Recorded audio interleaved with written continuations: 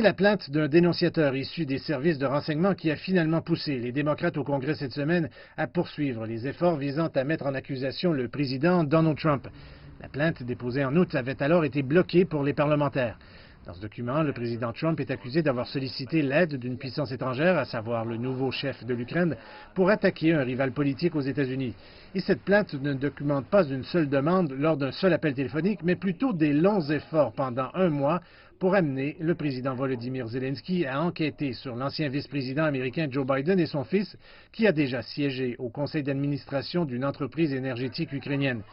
Il est difficile de savoir si Donald Trump a tenté d'utiliser l'aide militaire américaine à l'Ukraine en échange d'un petit coup de pouce. Mais cela n'a pas empêché les démocrates d'aller de l'avant. Je pense qu'il existe un certain nombre de crimes potentiels lorsqu'un président sollicite une assistance étrangère lors d'une autre élection présidentielle. On ne peut prétendre de l'ignorer cette fois-ci. De retour à Washington à la suite de son discours devant l'Assemblée générale des Nations unies, le président Trump a dénoncé les accusations. C'est vraiment une honte. C'est une chose terrible pour notre pays. Ils ne peuvent pas travailler. Ils ont gelé les démocrates. Ils vont perdre les élections. Ils le savent. C'est pour ça qu'ils font ça. La plainte repose sur des informations indirectes provenant de sources qui ont soit entendu l'appel téléphonique du président Trump avec son homologue ukrainien en juillet, soit vu une note de service documentant son contenu, soit qu'elles soient impliquées dans des efforts visant à restreindre ou à dissimuler ces enregistrements. Jeudi, Donald Trump a accusé les sources qui avaient parlé avec le dénonciateur, encore non identifié, d'être un traître. Son directeur par intérim du renseignement, l'homme qui supervise toutes les agences de renseignement américaines, a témoigné devant un comité du Congrès. On lui a demandé pourquoi il refusait l'accès aux membres du Congrès à une plainte contre le président et le procureur général et le transmettait directement à eux.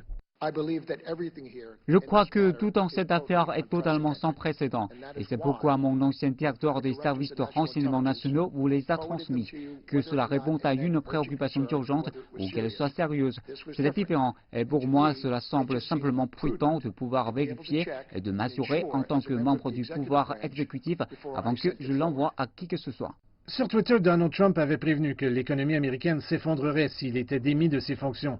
Cela nécessiterait maintenant un vote du Sénat sous contrôle républicain, divisé en fonction des idéologies partisanes. Cet appel téléphonique ne veut rien dire en termes d'échange de bons procédés.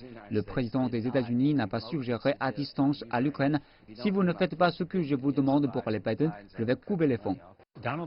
Donald Trump va s'étouffer avec cette histoire.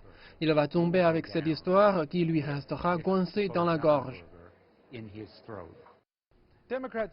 Les démocrates ont déclaré qu'ils espéraient avoir des nouvelles du dénonciateur dans l'attente d'une autorisation de sécurité.